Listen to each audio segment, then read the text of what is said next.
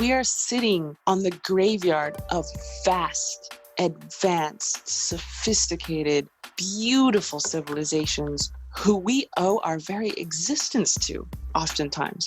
Indigenous food scientists from thousands of years ago are what's feeding the world today. We brought the world potatoes, we brought the world tomatoes, we brought the world corn, we brought the world cacao, we brought the world vanilla, all these things. We had diverse systems. We understood that diversity was the cornerstone of health and, I guess, prosperity.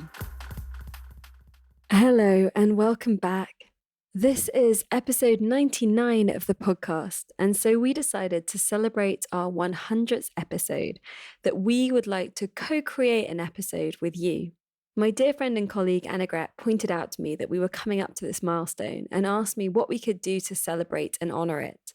What came up for me as I contemplated this question was how we don't know what these conversations actually do in your inner worlds and lives, and so it'd be lovely to hear from you and share in a sense of the ripples that stream from this podcast.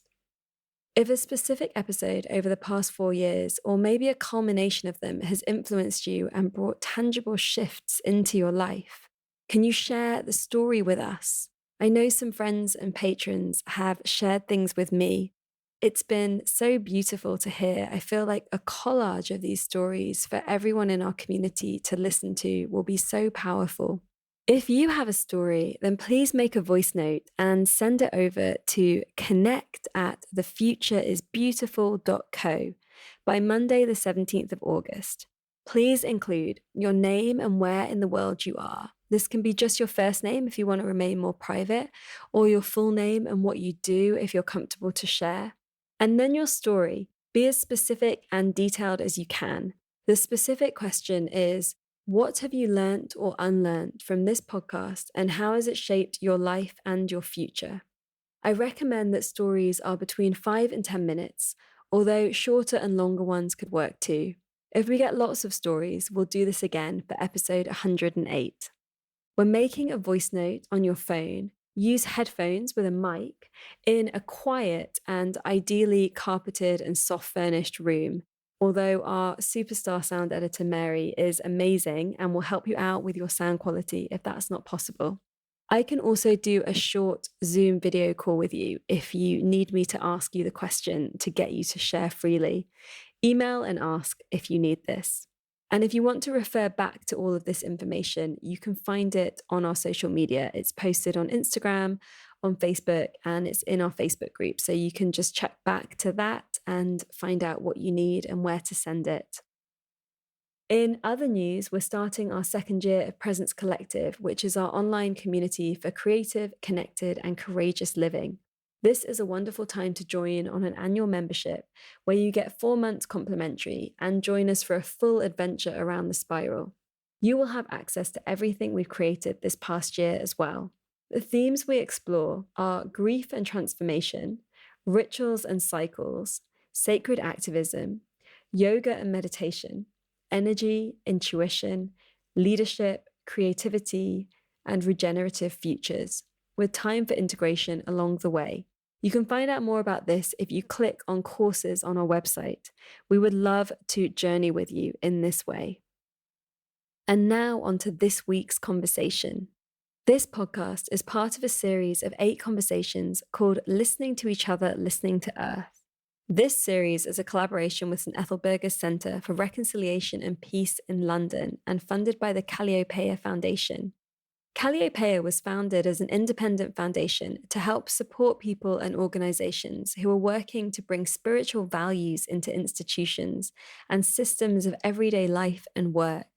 The name Calliopeia means beautiful voice and refers to the first of the 9 Greek muses. She is associated with heroic poetry, justice, and transforming lower qualities into higher. St.Ethelburga's builds community resilience for times of ecological and social emergency through practical collaborative action. They aspire to courageously face the realities of the landscape we are in, whilst also holding a vision for regeneration, for a just and inclusive world, rooted in care for each other and our common home. Their work is organized around 4 principles, which are put values into action, seek opportunity in crisis, build community across differences, and protect what is sacred. Listening to each other, listening to Earth, reaches for the place where spiritual ecology and climate justice meet. It explores the integration of spirituality with grounded action through the lives and leadership of people of color. My guest today is Lyla June Johnston.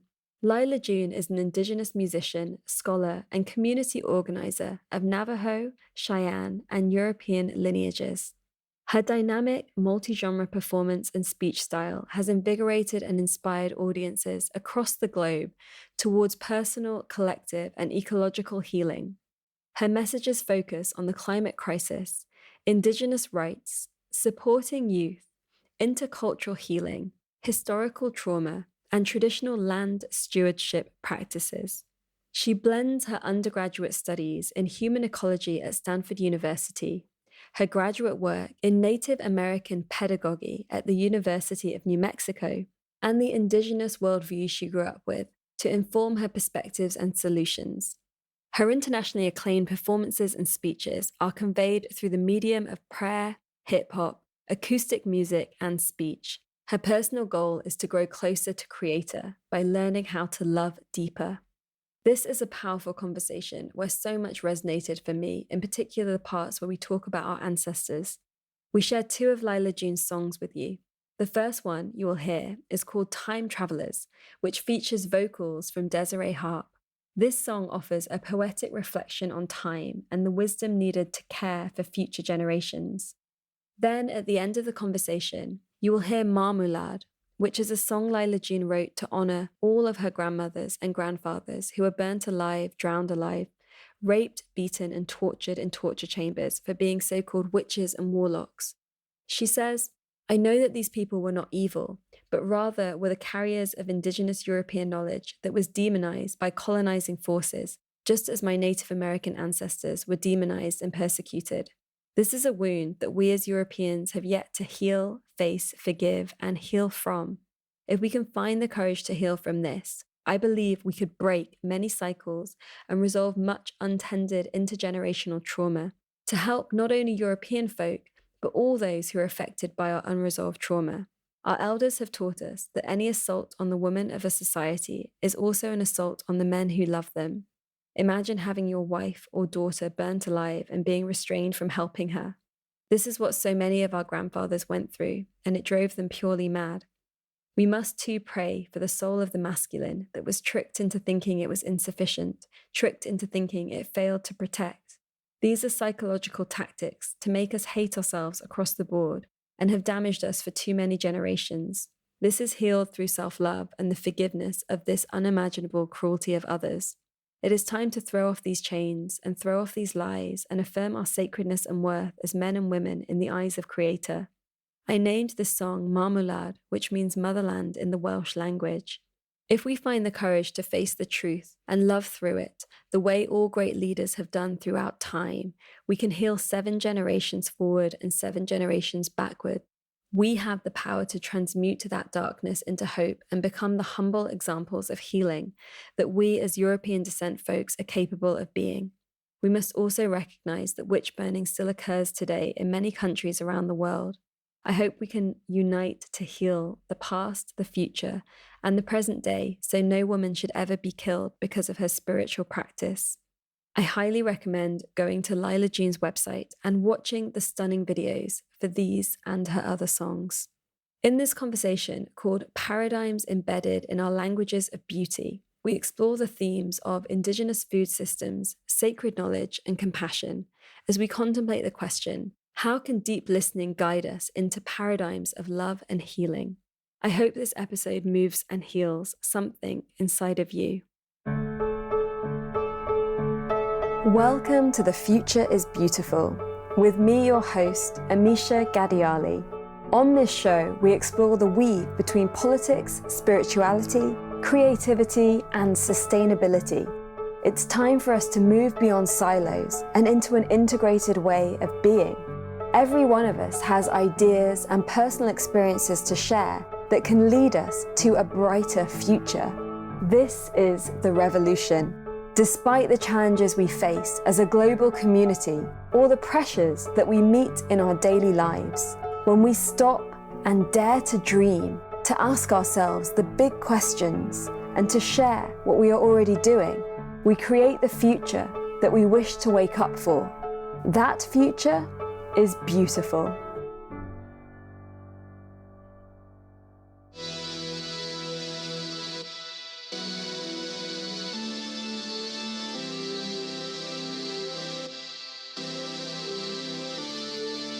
Time, travelers, running, faster, warrior is born. Battle to be won, past, trauma, future, hurt. I'm a child of the dirt and I'm ready to give birth. I'm planting a dream, panting I breathe, running towards the future with a handful of seeds. Stronger than greed, I am stronger than hate. I stand under the shade of trees planted so long ago, a product of ancestral love. I'm here because my elders danced in the sun. They would give it all up for us, and from day one it was practiced like religion to prepare for the ones to come. We are here to give all our love to the ones unborn. We are here to give all our love to the ones unborn. This is insane, living for fame, living for the next quarter, profits and gains. You forgot love, you forgot truth, you forgot how to live for a time beyond you. It's not about you, it's not about you. It's about the song that is traveling through. It travels through time, singers will die, but the song lives on through matrilineal lines. We are here to give all our love to the ones unborn. We are here to give all our love to the ones unborn. Open your eyes, open your heart, draining aquifers before they can recharge. We're not in charge, nature's in charge. Look to the stars, remember who you are. Stay humble or fall, we don't know it all. And we are not exempt from natural law. Live selfishly and the structure will fall. But if we live for those unborn, then the song will go on.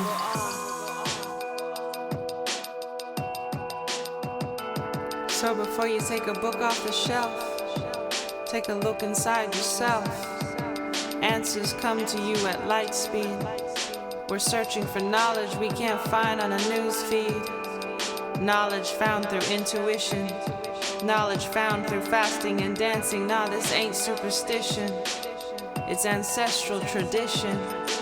Throw me the spear of wisdom, sharpened and sunlit, giving my life to oneness. I'm a warrior, I'm sun-kissed. I'm armed, but I'm harmless, protecting cycles of rain, cycles of snow, fighting for children whose names I will never know. We are ready to look up from the Wall Street Journal and read the messages written all across the sky. The messages telling us that it's time to evolve or die. We are ready to live this life right so that when our kids look back, they know how to fight. So that when our kids look back, they look back with pride.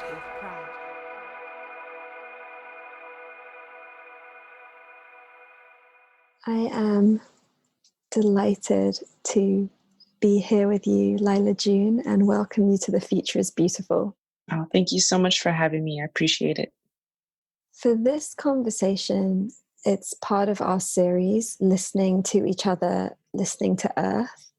And I would love for you to share what that means to you and how that shows up in your life and in your work. Yeah, those are two very big topics and have some overlap, but are also have a lot of universes within themselves. So I'll just start with listening to each other. For me, that is very important today. I mean, it's always been important, but we're kind of being forced to listen to each other more in more ways than perhaps in the past. And I think particularly about my context in what is now called America, we like to call Turtle Island as Native peoples because America is after Amerigo Vespucci, who was commissioned to look for people to enslave and commissioned to look for gold for European powers. So we don't think it's appropriate to call this place America at all. So Turtle Island, this context, it's becoming, we're starting to listen in new ways with the Black Lives Matter movement really fueling so many conversations and with various statues being brought down of people who sort of embody various cultural groups and also embody the disenfranchisement of other cultural groups. So listening to each other here for me is a big topic and something we're learning how to do and succeeding in many ways and failing in others. It really actually comes into contact with the realm of child psychology because, for instance, if we take down a statue of Robert E. Lee, who was a Confederate general, there are two stories to be heard at that time.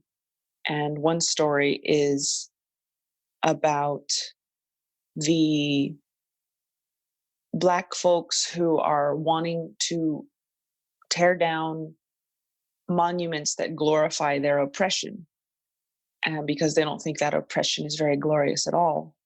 And then on the other side, you have people in the South who were destroyed by people in the North and lost the Civil War, also are dealing with the eradication of their, or rather the demonization of their very identity. And so it's very complex and not always clear cut. And obviously I don't think Robert E. Lee statues should be anywhere because he was a proponent of slavery and was very involved in that system. And at the same time, I think that to truly listen to each other, to create a safe space, that we could actually have more communication.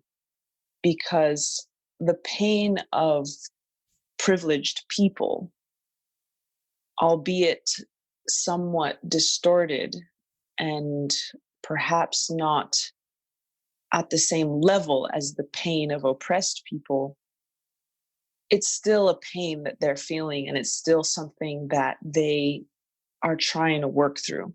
For instance, when you're a person from the South and you have a Confederate flag in your window your whole life because your mom and your dad did, and you have light complected skin, and you were taught since birth that the North was brutal and terrible to your people, which they were. They razed entire towns to the ground here in the South. And you are raised as a child in this situation. And then all of a sudden, someone wants to tear down Robert E. Lee statue. You have to understand that they are having their childhood identity and everything they hang their hat on dismantled, and not only dismantled, but villainized. And so that is something I think we can help them through in a compassionate way, to understand that. In other words, how do you break the news to someone that everything they've been taught is skewed? Mm-hmm. And as a Native woman, we constantly, as Native people, have to break that news to people. And we are sometimes met with vehement opposition, which can be labeled as racism, which in the end of the day it is. And also there's more complexity to it. How do you break the news to an American child that the Pledge of Allegiance was actually a form of ideological management? that the fireworks on the 4th of July celebrating the independence of America, that very country is founded on slavery and genocide. How do you break the news to, and some people already know this and they do it anyways, but a lot of people are indoctrinated into this story, the story of glory and beauty and civilization and progress, so much so that the rest of the world is trying to flock here to be a part of it. That's what I think deep listening is right now to each other, is hearing those stories that are labeled as racist and labeled as oppressive and having a conversation about that. There's more I could say on that, but I think I'll leave that there for now.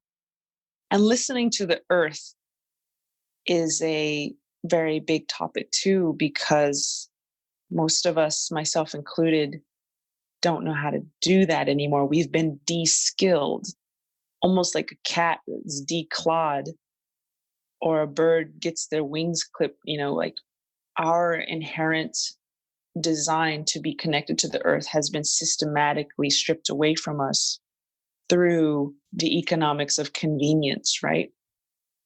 And just get in your car and drive there. You don't have to walk over any mountains anymore. You don't have to understand the trail systems. You don't have to breathe in the air. You can just breathe in air conditioned air. Just go to the store and buy some chicken. You don't have to know what it means to raise a chicken, what it means to behead a chicken, what it means to pluck a chicken, what it means to use every bit of that chicken to honor it because it has become your relative. It has become something that you treasure. Get the water from a water bottle from the gas station. And that way, you'll never have to know what it means to take care of a river. You'll never have to know what it means to depend on that river for your very being. And therefore, you're much more liable to destroy that river without flinching because you're not connected to it. You're not interdependent with it. De-skilling, where capitalism has brought everything we could ever want, for probably most of us listening to this podcast, maybe not all of us, to our doorstep. Literally, Amazon will bring it to your doorstep. We've been de-skilled, and we seem very civilized and we seem very sophisticated as a society, but actually we are heavily dependent on a very, very fragile and inherently unsustainable system. And so what does that mean? That means we either relearn the skill of living close to the earth around us, or many, many, many people suffer, not if the system collapses, but when it collapses. Because if you base your entire society on a finite resource, aka petroleum, you can't go on that way forever. That's why I say when the system collapses. We already know all that deep down. And when COVID hit, we're having to listen to ourselves, listen to our desire to plant seeds. And now everybody's planting seeds. I planted seeds this spring. And so everyone's remembering how to be rooted. Everyone's remembering how to at least try to get prepared, because we're not so involved in the capitalist system and it's not stealing away our time. That, of course, it's different in every case. But to me, listening to the land means reskilling ourselves in the process of living, truly living. And my PhD dissertation is on Indigenous food systems and Indigenous land management, and how do we rekindle those. And it turns out that Native peoples in Turtle Island were incredibly adept at managing the land in a way that fed them bountifully and sustainably. Right here in this area in Kentucky, the Shawnee managed a hickory nut, chestnut, walnut, acorn, sumpweed, goosefoot forest. They managed that forest for 3,000 years, according to the fossilized pollen record. So they could do it. We can do it. We can have a system that not only feeds us bountifully, but will last longer than 300 years, which is America's not even 300 years old and it's already collapsing. So those would be my two answers there. There's so much in there that we can explore. The question that's coming up for me is, how do you reconcile all the different parts of yourself and the different worlds in which you live? Sure. So I think that is not a question I can fully answer because I'm still working on it. But I'm half Native. We say Indigenous. Other people say Native American. I go to Indonesia and they call us Red Indians. It's just funny all over the world and then you go to some places of the world, they don't even know we exist. So, but anyways, as an Indigenous woman on my mother's side, and then my father is mostly European. And that is very hard to be, half Native and half Indigenous, because there's a conflict inherent in you if you haven't done the work or if your parents haven't done the work. I have seen that compassion, understanding, and forgiveness are the way to reconcile things, none of which is very easy, and none of which, well, it is easy, but this society doesn't train us or give us the tools on how to do those things very well. It's more of the dog eat dog, zero-sum, cutthroat type of world. So what I realized is when you have compassion and understanding, very, very often your abuser was abused. And so when you think about that, you no longer disdain them. You have pity for them and compassion. For instance, Native people here have been and still are being brutalized by Euro-American people, both consciously and unconsciously. We have been obliterated. 98% of us, they say, were wiped out in the initial years of colonization. We're hurting. We're in a lot of pain. We're surviving most times. To understand that Euro-Americans descend, by and large, from cultures who were themselves colonized, looking at Europe and seeing how millions of women were obliterated through the persecution of witches. Millions of women were affected, I should say. Many were harmed and even killed and murdered and burned alive and drowned alive, but many, many were alive in the time of persecution and were affected. You also have the Roman expansion, which was brutal and heartless and obliterated many indigenous cultures of Europe. Even calling it Europe is kind of like calling this land America, because Europa is a Greco-Roman figure. It's a woman who was kind of used as collateral between the gods, sort of a very patriarchal objectification of women. So if you call Europe that, if you call the land after that woman, what are you saying? That she's collateral and that she's an object. And so it's really a whole story of colonization in Europe, especially well, not especially, but one of the ones I know a lot about is in England, where in the 1200s, King Edward I ordered the massacre of over 100 Celtic harpists. And you have also destruction of the bards, who were the Scottish storytellers. So the bards were the ones who carried the songs, the stories, the poetry, the culture, really. And so when they would come in, they would kill the bards first, and they would bury them face down so that their stories would die with them. So that cultural destruction of, and also the Welsh, if you were caught speaking Welsh in school as late as the 1920s, you would get a block of wood tied around your neck with the letters WN written on it, which stood for Welsh knot. The only way you could get the Welsh knot off of your neck is if you caught another kid speaking Welsh.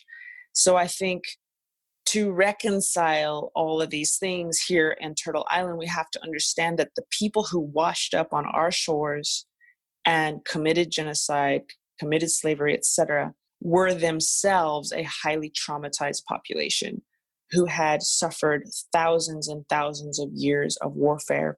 I did a quick search of wars in Spain, and I counted, how many? I think I counted 28 documented periods of warfare in Spain in the last 2,000 years. And so when you have that much war and destruction and ravaging and trauma, that gets passed down to the children, and the children don't have any tools to process the trauma because all of the healing cultures and the ceremonial cultures have been destroyed. So I think that's what I do to reconcile things, is not make excuses for people and say, oh, well, they just didn't know better and they were traumatized, because we can hold each other to higher standards, but also have compassion and understanding as we hold each other to higher standards and say, we don't want to replicate this again and again and again. That's how it has gone for me. It's so powerful. I've heard you share the example of men in Scotland that when they were getting married, their wives would first have to sleep with a British lord before the marriage, and that kind of level of violation and humiliation going right into the sanctity of our wisdom and where we keep our wisdom in the body, and that this is a theme throughout colonization, that all of us have these stories in our ancestry and then they're living in us. Yeah, we do. As my mother says, Pat McCabe, who some of you may know, she says that we are a traumatized species. That kind of sums it up. We are a traumatized species. And that is not our fault at the end of the day. This is getting into a little more esoteric realm of things, but we understood in Native culture about Coyote. Coyote is the trickster. Coyote is a spirit who basically makes things hard. And that's an understatement when you look at the torture that this being is willing to inflict. When we understand Coyote was one of the first people to be here, to take care of the earth, one of the first guardians, and that being turned on creation and is itself a part of creation, but turned on creation as well, you start to understand that our brains as human beings have a purpose. Our brains have a purpose to take care of the land, to take care of prayers and spiritual matters. There's a spiritual realm to all of this whole world, obviously. And so our brains are designed to help with holding the ancestors and bringing the flow of souls in and out. We have these brains for a reason, but Coyote has taken advantage of these brains, these highly complex psychological things. You can traumatize that brain in a way that you can't necessarily other species in the same way. Our very nature has been turned in on ourselves. It's really sad because Coyote, or some cultures call it Iktome, there's a word in Buddhism for this being as well. I think it's either Mara or something like that. But anyways, a lot of cultures understand that this being is our brother who turned on us. And so we pray for it. And we also had stories, Coyote stories, to understand how to detect the tricks that it gives to the world. A lot of our native societies were afflicted by Coyote for a long time. And slowly over time, we evolved to create spaces where it couldn't really get in anymore. And the coyote stories helped us with that. They helped the children understand, like, if you're doing this, you're letting coyote trick you. Or here's a story about coyote. Don't be like that. Don't be the one who eats everything for himself. That's a coyote thing. And in these stories, coyote's always getting, like, it's always coming back on him. He's always trying to do something clever, but then he ends up being the one who gets hurt or something. And so we never saw it as a big scary being or anything. We more saw it as a coyote, kind of skinny and lanky and likes to hide and likes to trick. We were never scared of it, but we understood it, and we understood that it was there. That spirit has been wreaking havoc on humanity and the earth, because it can't hurt creator, right? It can't hurt God, so to speak, but it can do the next best thing, which is hurt creator's creation, which is us. And so it does that a lot, and it targets the root of life, because it has a lot of tools. It was designed to protect the world, so it has all the tools to do that. It has all the knowledge to do that. It knows about child psychology. It knows about atmospheric science. It knows about physics and all these things. It was given that, endowed with that knowledge, but it's using that knowledge to destroy creation. That being has been wreaking havoc for a long time.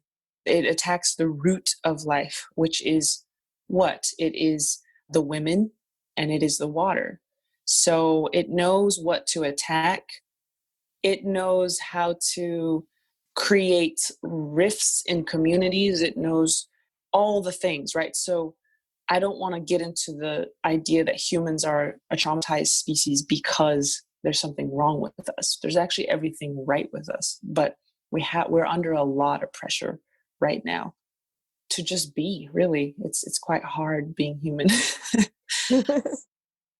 How do you feel we can be human in a way that is more attuned to our beauty? Sure. Well, that's another big question, because you have a lot of ceremony that was designed to do that, and now a lot of that ceremony is gone.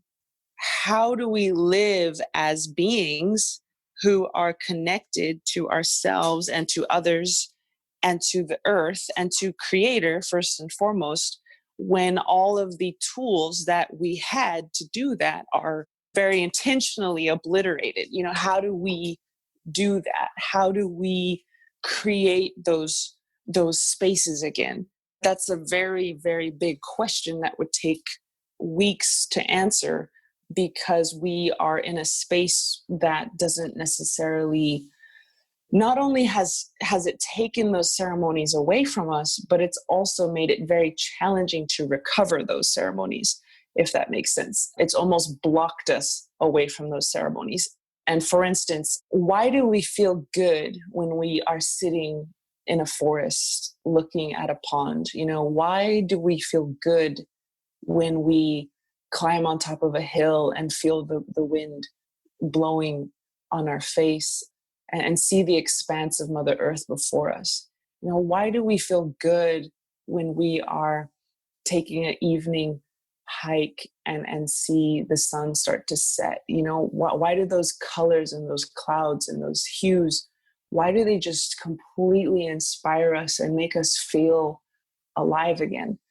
And that's because Creator designed this world to be connected to us, and it designed us to be connected to it.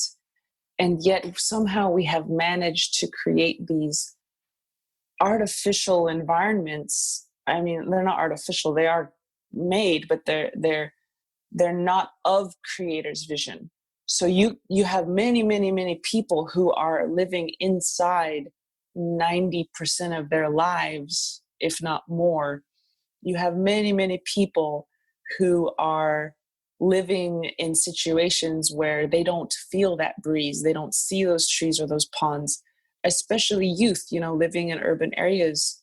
And instead they're given these really not sufficient alternatives, like little pacifiers, and putting them in their mouths, which are like social media, video games, and I'm not trying to bash on video games or social media, because people do that enough, but we aren't living the way we were designed to live. To be attuned to ourselves as human beings and to be attuned to the beauty of being human. I mean, this might sound too easy, but just go outside, not everyone has that privilege. Not everyone has that luxury. You have whole urban centers where these children, like I said, we're not only had those ceremonies taken away, but there's all these obstacles between us and that ceremony. You'd have to hop on a train and go to 30 minutes out that you might not even have money to get on the train. You'd have to basically go somewhere you've never been before and hope that it's going to be safe and get out into Mother Earth. A lot of our ability to reconnect has been systematically taken away. But the question is, how do we connect? And I think, getting outside, researching our culture, researching our ancestors, always go deeper than what you think you have to go. Because as Native people, we don't have to go that deep. We can find the ancestors and the beauty that they stood with, and the grace. I don't know, I guess I want to say like the honor and the virtue with which they stood. And we can see and we can be proud of who we are. But with others, for instance, if you're a European American, you might not necessarily feel that. You might feel as though your ancestors weren't something to be proud of. They were slave owners, they were committed genocide, etc.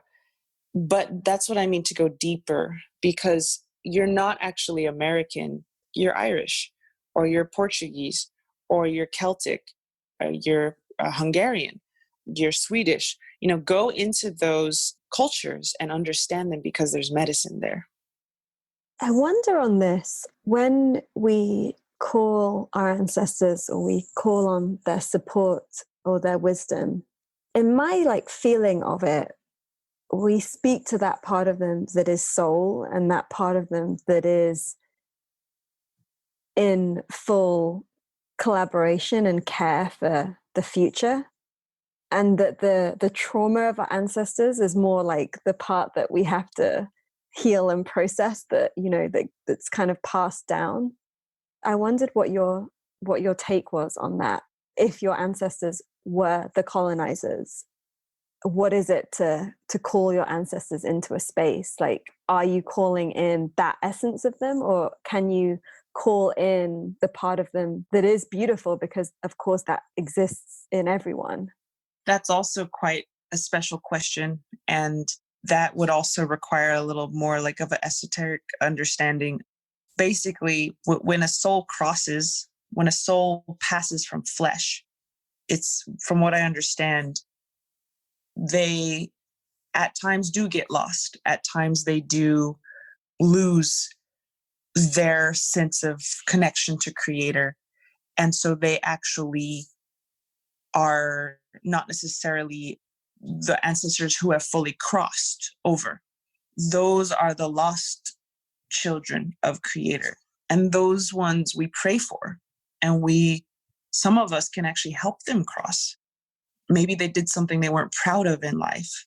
And that person that they did it to can call on them and say, I forgive you. And that helps them cross. Other people are trained to cross these ancestors. So you have those, but none of them are bad. At least that's what my elders told me. None of them are bad in Creator's eyes. They're all Creator's children.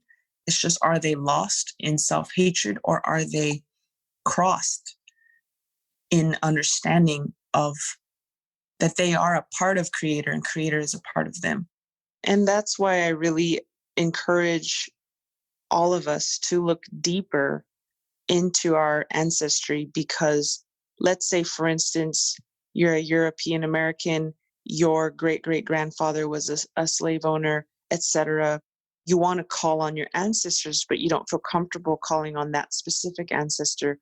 Well, what if your great, great, great, great, great, great, great, great grandpa was actually living in Ireland and actually was very, very connected to his ceremony or her ceremony, and was very connected to the womanhood ceremonies that they used to do in Ireland, where they would bring a woman into a stone circle when she got her first moon time, her first blood, and why don't we go ahead and give ourselves permission to go as far back as we need to the ancestors that are not lost, who are found, and who understand what it means to live in right relations with ourselves and the earth.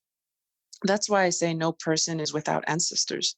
I think that, more progressive Euro Americans really get hung up on the ancestors who were lost when they were in body here on this land, and might have done things that were not something they're proud of. But to really understand that we are more than that. I say we because I am about half European, and I had to realize that I am more than that. I am of beautiful people. We get distracted by this, I call it the thin wall of time that dominates our understanding of European history, which is Napoleon, King Louis, King Edward, these sort of conquerors, and forget that that's actually very recent history. They found a clay effigy in German soil that was in the form of a woman, and they believed to be the symbol of the sanctity of women and the sanctity of the earth. They radiocarbon dated this thing. It was 40,000 years old. When we understand that our ancestors have been molding clay to honor the earth for 40,000 years, you start to understand that you are more than King Louis. You are more than Robert E. Lee. You are much, much, much, much more than Hitler, etc. You are beautiful. You are of beautiful stock, as it were, and you are of that truth, and that you are the one that's going to bring your people back to that truth. That's why I think each and every person should feel completely comfortable calling upon their ancestors. Hello. We're taking a short pause from the conversation. On behalf of our team and our community, thank you for being here and co-creating The Future is Beautiful. Much dedication, love, and time goes into the production of this show. We believe in being advertising free in a world that's always trying to sell us stuff we don't need. And so we make this show with you and for you, thanks to your support. There are 3 ways you can be more involved, so we can share the vision, wisdom, and creativity here as we explore what it means to be a human in this time. You can support the podcast by sharing it with your friends, posting episodes on social media, and doing iTunes reviews. You can support as a patron by making a monthly or one-off donation of your choice. And with this, you join the Global Patrons group and monthly video calls where we share connection and insight. You get to know the other amazing patrons from around the world, their stories and their work, and you offer direct support to me and the team, as well as being brought into the behind the scenes of creating something like this. It sounds like a lot, but it's as much or as little as you want to get involved in. You can become a member of Presence, our membership collective of care and practice, where we explore how to embody the themes of the podcast with workshops, calls, special events, tree whispers, and powerful tools, practices, and rituals that you can bring into your life. This is open to absolutely everybody as we create an inclusive and diverse space that celebrates well-being as a human right, where we explore together what it means to be creative, courageous, and connected to ourselves, each other, and the earth. This is about embodying sacred activism. We love meeting patrons and Presence members, and how being part in this way weaves our lives together, as well as making this show possible. If anything from this conversation has moved or inspired you, please get more involved. All information can be found at www.thefutureisbeautiful.co/community. This show really can't go on without your patronage and Presence membership, so please do make it happen. And now, back to the conversation. I know this question is really alive for so many people right now, as people are doing the work around white supremacy and trying to understand, and it can get easily kind of swept into this shame of ancestors, and then that shame kind of creates, I guess, more barriers towards the healing. And I was asked a question like this in a workshop that I facilitated recently with a yoga school that I'm part of. I guess two things really come up for me as you share that. One part is our ability to pray for and support all of the lost ancestors, all of those that are stuck. And this is something that I have a lot of experience with, because it's just something that I'm really attuned to. When I go into a space, I can feel the presence of those trapped souls. I've been shown like how to support their freedom and their crossing to the other side. And so it's kind of ended up being like a secret part of my work, like as I travel, that I get to be in this kind of communication. But the other thing that it brings up is, I guess, this notion of how we can support and honor death, how much that helps that liberation process. I was in this process with my father as he left his body, and we were there with him, my mom and my brother, and we spent that last week with him. And I really felt that pure liberation and, that crossing to the other side. And I felt the ego and the pain and the stories and the suffering just dissolve, and that real freedom and return, which was so beautiful. And I know it's not like that for every soul as they depart these bodies. It makes me feel that part of that issue is how so much of the ceremony and the ritual and the honoring, the sacredness of death has been stripped out of our cultures, which means that we're not really able to, as living beings, do our part in really holding that journey for our ancestors. Absolutely. This is a really actually quite important topic, and also very hard to talk about through this medium, because it's sacred knowledge and it's not necessarily podcast knowledge. However, we can at least talk about it to the extent that we can in this space. I can only really relay what my elders have taught me. I didn't grow up knowing this stuff, so I learned. I was lucky to have elders to teach me a lot of this stuff. So what I would relay in this instance is that there once was a great flow of souls in and out all the time, that this whole earth was once heaven, if you will. This whole earth was heaven. There was an ease of flow in and out, and people came here and they learned how to be human, how to be eagle, how to be bear, how to be plant, how to be fungi. There was a flow that was not, it wasn't easy, because it's always going to be challenging being in this world, but it wasn't the way it is now, where that flow has been interrupted and there's many, many beings who are stuck. That is definitely something that, like you said, we can help with. Again, the thing too is we can't always help people cross if we don't have self-love. Say someone had a rough life, they experienced child abuse, maybe they had, sexual abuse as a child, maybe they have been through quite a bit, and then their death was perhaps like an overdose or something, because after all of that trauma, they self-medicated to survive. And that soul crosses over, and maybe they made a bunch of mistakes when they were on drugs trying to numb the pain of their life, and they weren't proud of those mistakes. You have certain souls who are they just had it rough, say you're a person who went through those things too, and you haven't found love for yourself. How are you going to tell soul that it's not their fault, and that they are loved, and that they are beautiful, and that they are kind, and that they are absolutely worthy of crossing fully into Creator's arms, that Creator wants them back? How are you going to tell them that if you don't believe that about yourself?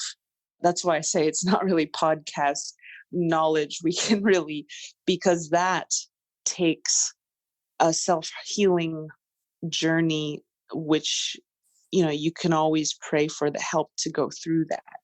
That self-healing is something I'm going through right now, and it's a journey of self-love. How do you love yourself? How do you come to love yourself?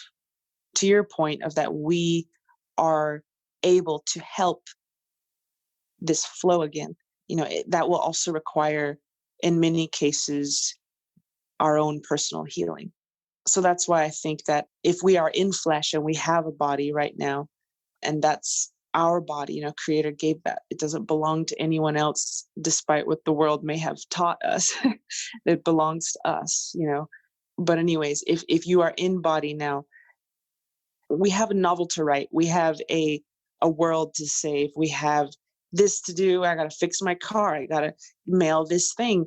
All these things are important. And the self-healing work, we postpone that oftentimes. We're like, oh, well, I'll just look at that stuff later. I'll just find a way to love myself later on. And I got to help others right now.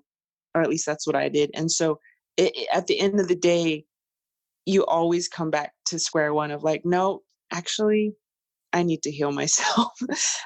That needs to happen before I can be the best I can be for my descendants and my ancestors. And also everyone you come into contact with, your colleagues, your friends, your family, and all of nature. Yeah. Because otherwise we're continually causing harm, often without meaning to. Yep. But just because of those places where the trauma is still so real. Yeah. And that gets back to what I was originally saying of the child psychology of racism, because in order to understand that we are racist, oftentimes we have to do this very, very challenging process of realizing our parents weren't perfect and that our childhood wasn't perfect. You'd be surprised how many very traumatized individuals have managed to convince themselves that they had a perfect childhood. Maybe there were parts of their childhood that was perfect and good, but to gloss over the parts that were not in truth, that's what's hard, because we pass on our misunderstandings to our children almost like heirlooms. They have a very sentimental feeling around them. Like, for instance, if the Confederate flag thing, that's a very different example, but even just the notion that, well, even in Native communities, when we have disdain for white people, we were so thoroughly damaged and hurt by this cultural group that we develop a disdain, and that even becomes like a joke in our communities. Like, oh yeah, that Bilagana or that Punsai, or like, we have all these words for a white person. That almost becomes like a little family joke, that we pass on. Even the N word, that really horrific word that white folks would call Black folks, they might pass that on to their kid of like, oh, haha, this is where we get our power, and I'm giving this power to you, and so you really have to go back, have that humility to say, maybe my parents didn't have it all figured out. Maybe they didn't have it all figured out. Maybe they didn't know everything. Maybe they knew some things, but maybe they didn't know everything. And maybe I can have the courage to see the ways in which I was reared in a way that hurts others, or in a way that hurts myself. Anyways, it's a very complex issue, but there is a sentimental value to that trauma sometimes, because we have to turn it into love to survive that process of teasing apart, like, what is love that my parents taught me and what was abuse disguised as love. That's the one that's hard to look at in the face, because it often means the crumbling of a piece of our own identity. And when we are courageous enough to let those pieces crumble, we know that they will reform into something else that is more of what is needed here as we listen deeper to each other and to Earth. Yeah, absolutely. That's the scary part. You're like, okay, if that's not who I am, then who the heck am I? And you get to decide that for yourself, which is it's a process. It's a process to know yourself. I'm actually going through that process right now. That sense of self. Some people have it, many of us do not. And what I mean by sense of self is something you chose to be because you liked it, because you have your own nature, and this is what it is. A lot of us didn't get that mirrored to us. We'd be all sad on our birthday, and then our parents would say, "Oh, who's a happy little girl?" And it's like, or happy little boy, and it's like, I'm actually not. I'm like, oh, yes, you are. And that mismatch in mirroring creates a lack of sense of self, because you just don't quite know what you like, because you're too busy trying to figure out what everyone else likes so you can become that. And that is something that is exciting, like you said, to rebuild those crumbling pieces and to rebuild them, and really figure out, who are we? If this disdain for people with light complexion is not who I am, then who am I? If this person who's willing to harm others to get power and use the N-word to create a false sense of power to address deeper insecurities, if that's not who I am, then who am I? And I would dare to say that while it is different for each and every person, who and what we are at its core is beautiful and is sacred. Yeah, and if we are courageous enough to listen, then we notice the ways that we act out who we are not. And if we're humble enough, we can learn from that who we are. Absolutely. I think we're getting to the crux of something, which is to listen to others. We very much will need to listen to ourselves and to know ourselves, and to listen to the earth. We will very much need to know ourselves and heal ourselves. For instance, if you're a German American and you do that research of, like, who are my ancestors, and you see those clay effigies, and you don't dismiss them as made by some primitive Neanderthal culture, but actually that it was created by a very sophisticated society, very advanced society, then you start to see, oh, maybe I can honor the earth and the sanctity of women and the sanctity of the earth. And maybe that's who I am. And that teaches us how to listen to the earth in a new way. It's beautiful. And I guess with it as well, if you see the ancestors that were the colonizers, then that allows you to see where privilege and entitlement may be showing up in yourself, and how you can use that privilege for the good of others and for the healing of our future. Yes, absolutely. Me as a Dene woman, I'm from the Dene Nation.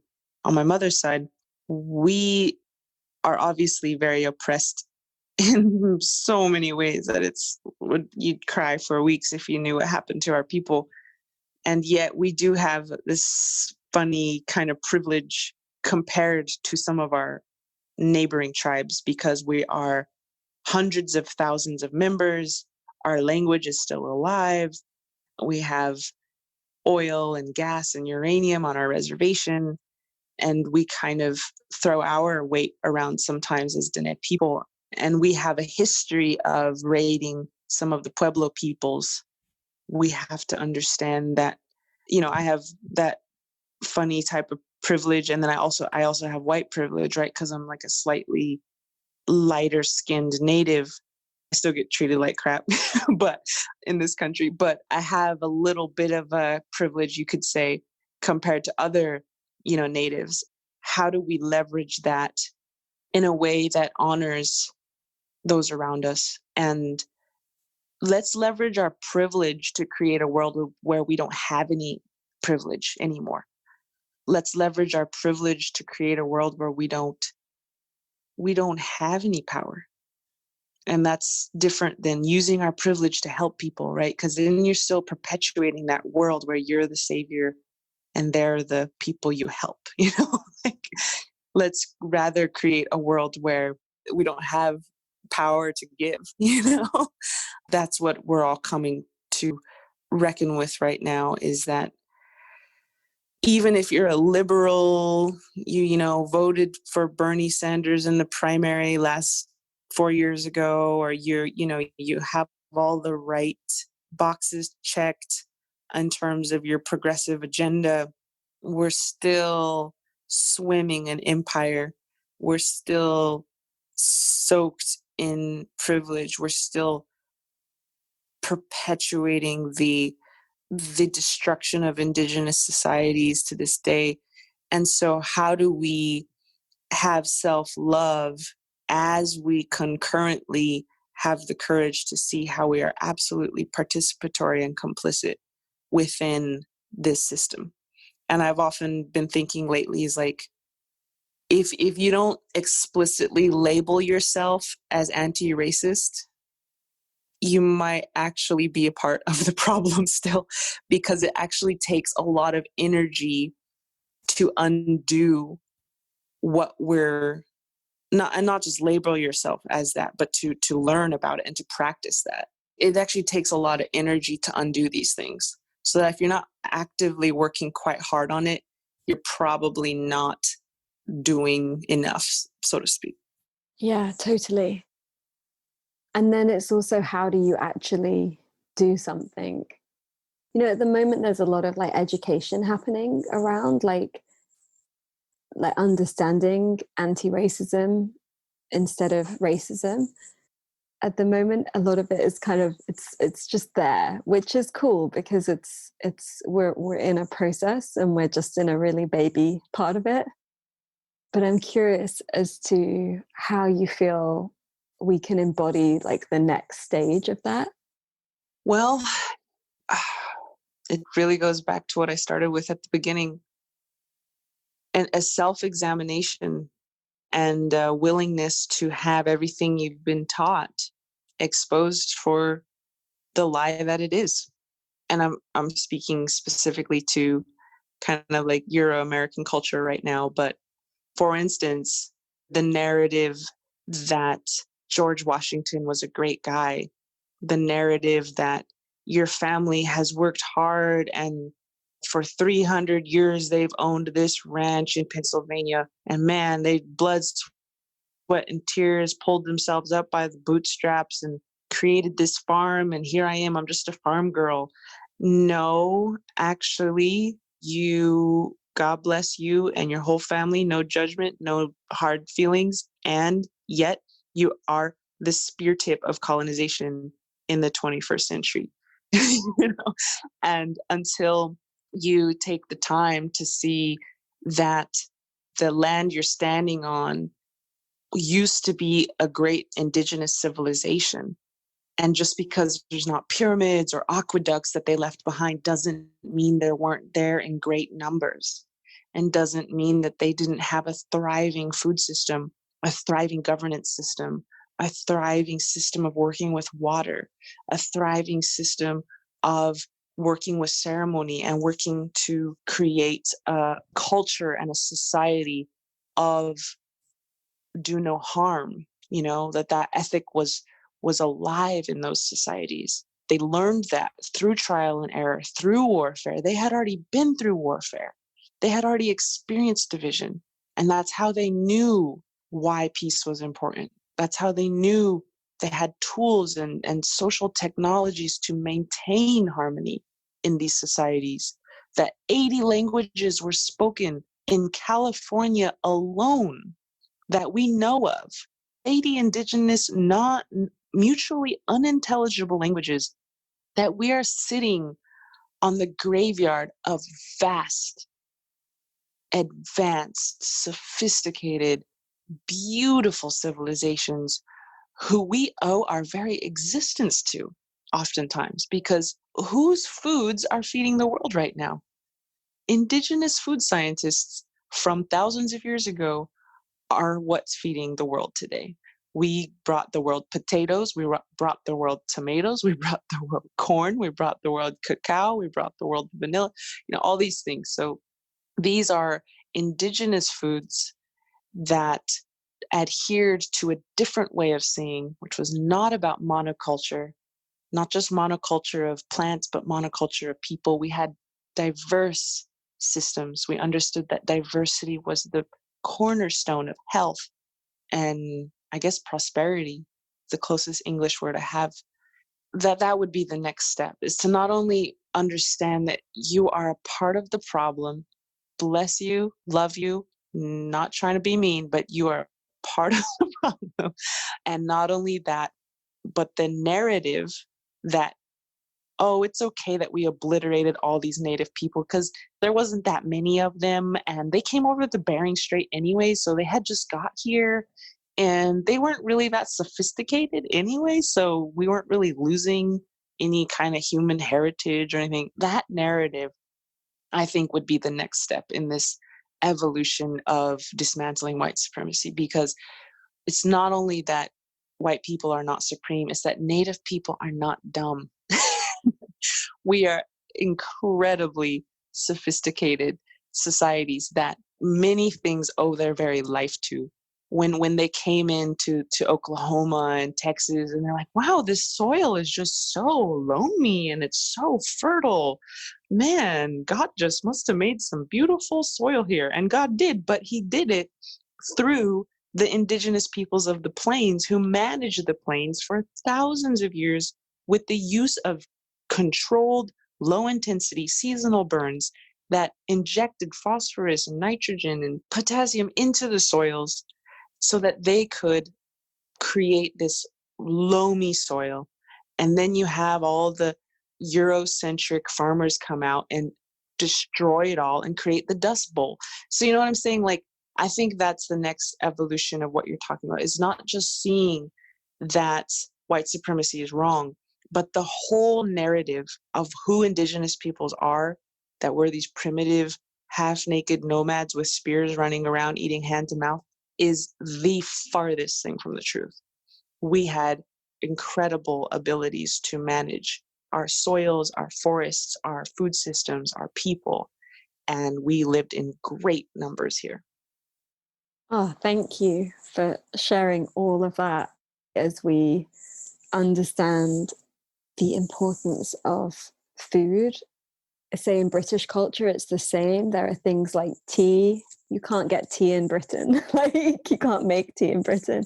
I mean, there is tea in Britain. There are amazing herbs that you can make tea from the land, but that's not the tea that's popular, that's known, that's thought of as British tea. Mm-hmm. Absolutely. As a woman of Indian heritage, there's that history of the British coming over to India and saying, you know, this is a primitive culture and we need to educate them. And I find that this issue of language is, for me, it's a really, really alive and visceral thing, because I don't speak my languages.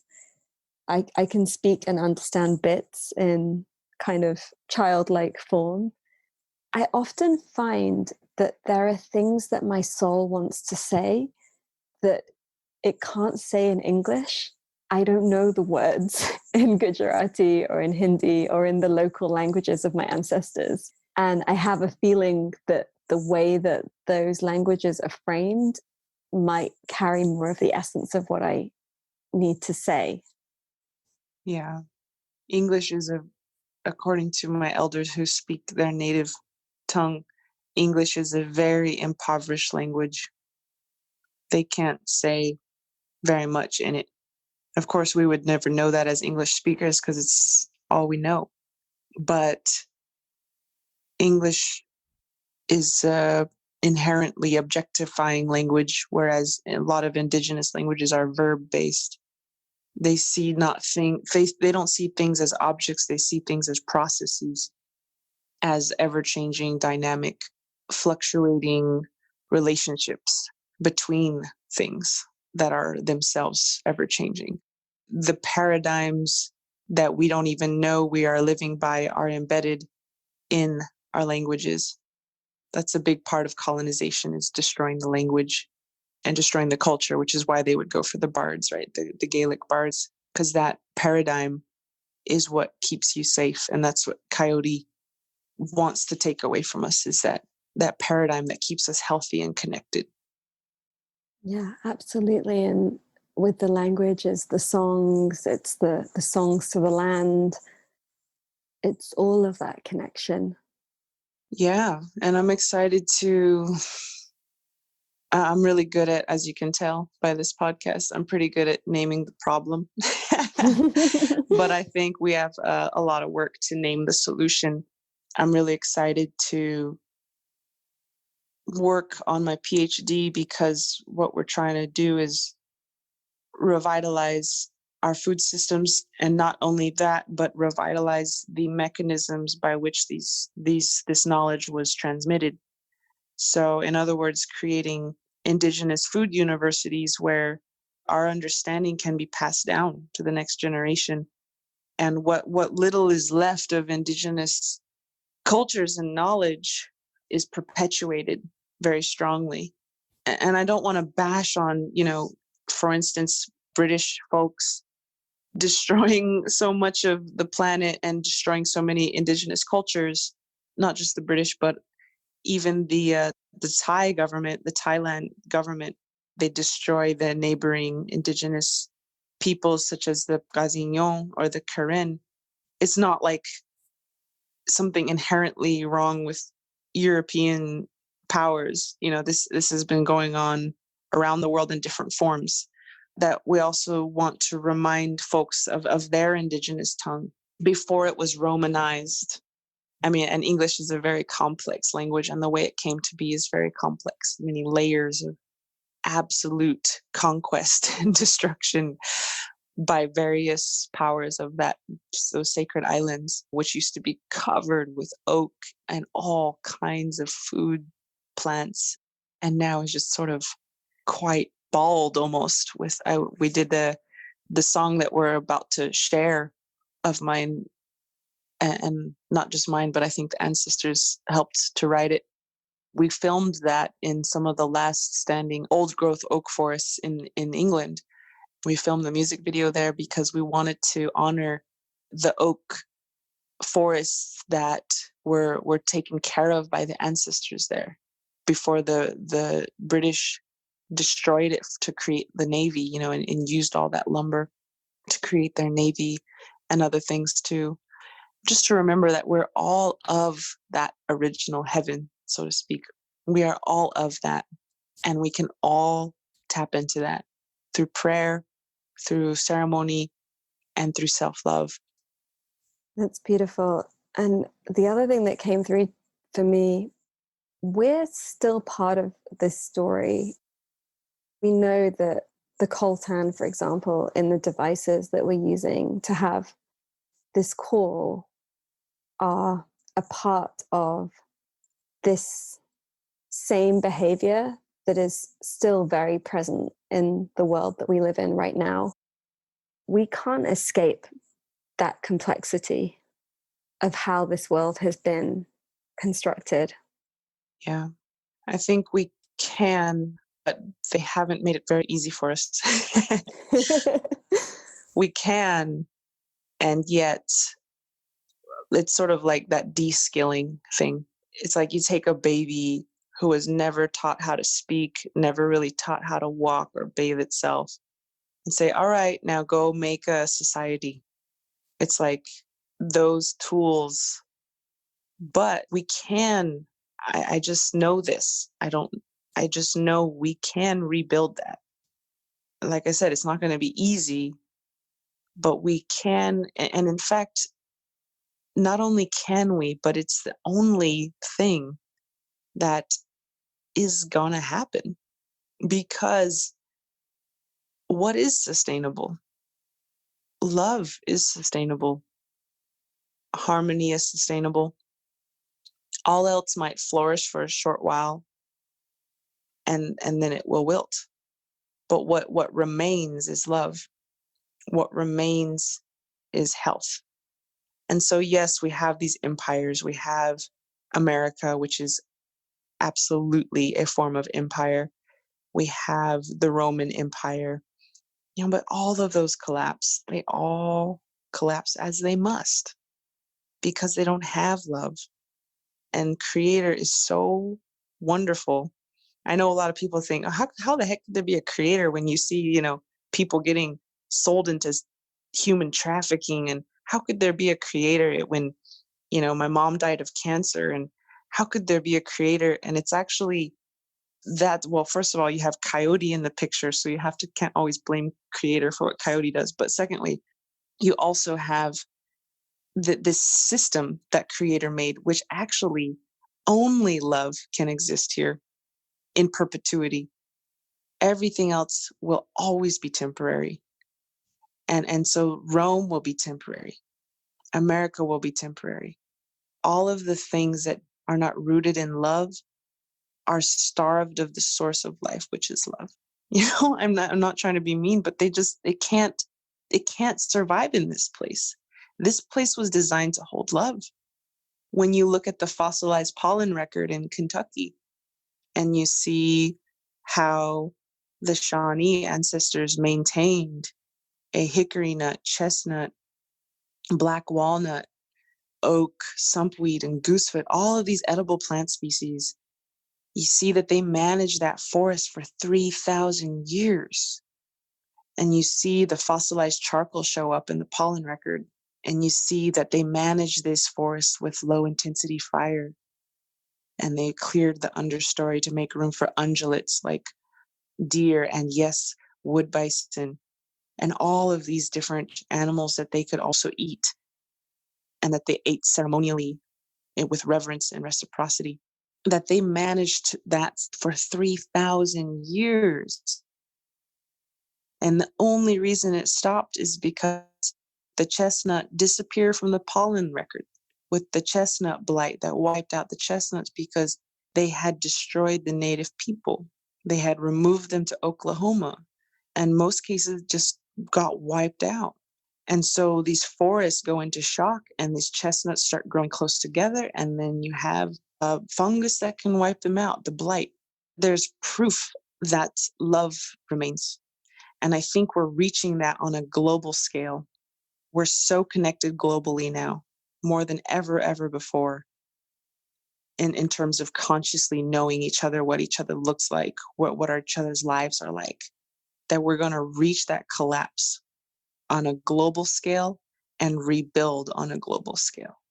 And that is where love can actually grow out of the ashes of this empire. And that is very exciting. And that's what this place was made for. Thank you. That's a beautiful note to close our conversation. That reminder that love is what remains. Only love remains, as many different spiritual traditions have said. Lyla June, it's been such an honor to journey with you through this conversation. Yes, thank you so much, sister, for holding space for it. And thank you to everyone listening for holding space for it. And I hope that it helped at least one person in their journey. Thank you for speaking with me as I'm still on my own journey as well and still learning things. So thank you for teaching me so much as well. We all are, and that's part of it, to stay open, to keep learning and unlearning every day. Yeah. What is the best way for people to contact you and hear more of your music and read your poems and find out more about the campaigns and the research and the incredible things that you're doing? I haven't put out a lot of new music lately, but I do have an album that you can actually purchase through Bandcamp, which I prefer, as they're the most fair to the musicians. And it's just Lyla June. If you just search my name, you'll find it. I also have quite a few music videos online. It's on YouTube. There's youtube.com/Lyla June.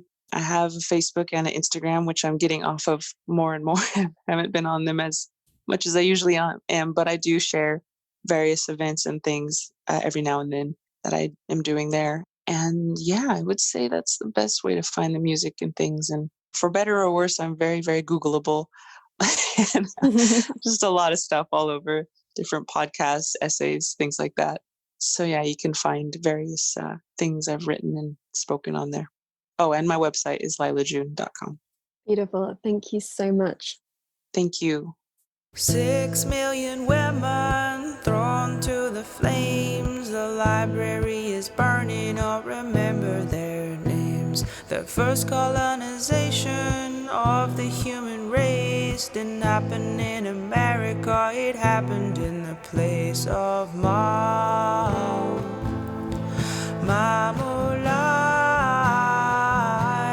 mother country, Magyarország, the people's land, nasza ziemia, the people's soil. I hear you calling. We've been afraid to look at the past and see the truth that's there. But take my hand, let's walk the land. Now you don't have to be scared. There's an ancient motherland that we have forgotten, and great-grandmothers burned at the stake for holding the earth in their hands, for holding the earth in their hands, for holding the earth in their hands. Persecuted as witches, warlocks and killers, but these were not evil people. These were Europe's healers. These were Europe's healers. They were healers. We descend from healers. And this old heart of mine, it weeps away. And this old heart of mine, it feels the pain of all of our ceremonies going up in flames. But feeling is healing, and these tears are falling like rain.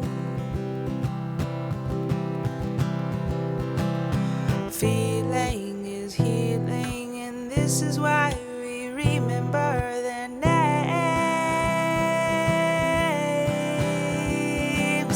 Feeling is healing, and this is why we wash away the pain.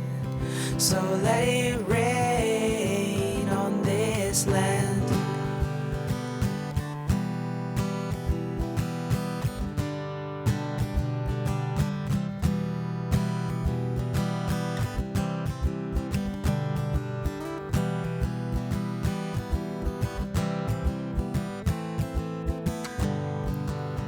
My mother's medicine lives in the earth, rising from the ashes as we remember.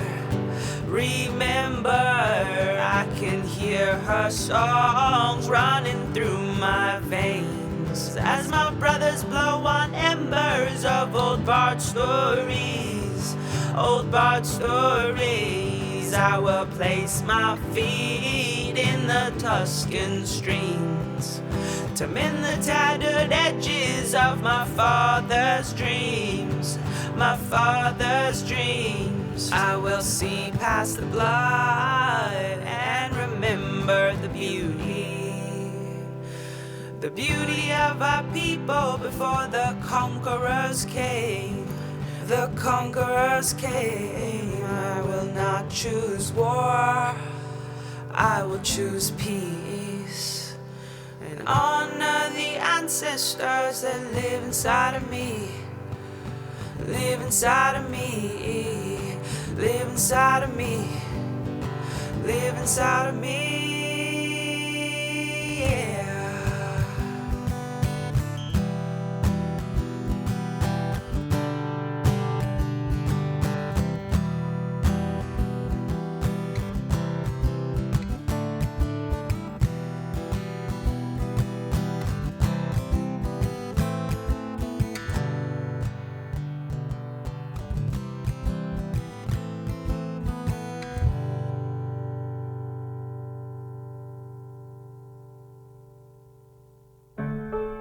Thank you for spending your precious time with us. As always, you can find links to everything we mention in this episode, download our book, and discover so much more over on the blog. We don't believe in selling you things you don't need through this podcast, and so it's made possible with you, our community. If you loved this and would like to fund our show with a monthly donation or join our online group to connect with other listeners, please visit www.thefutureisbeautiful.co and click on Community and Support. Please also share with friends, hit subscribe, and leave us a review so we can grow.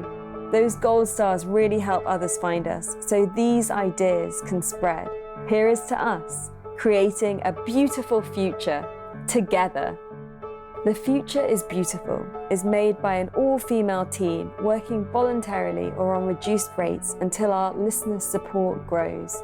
If you have been moved by anything you heard here, please donate the equivalent of buying us a drink. All donations make a huge difference to us and will allow us to keep doing this and remain advertising free.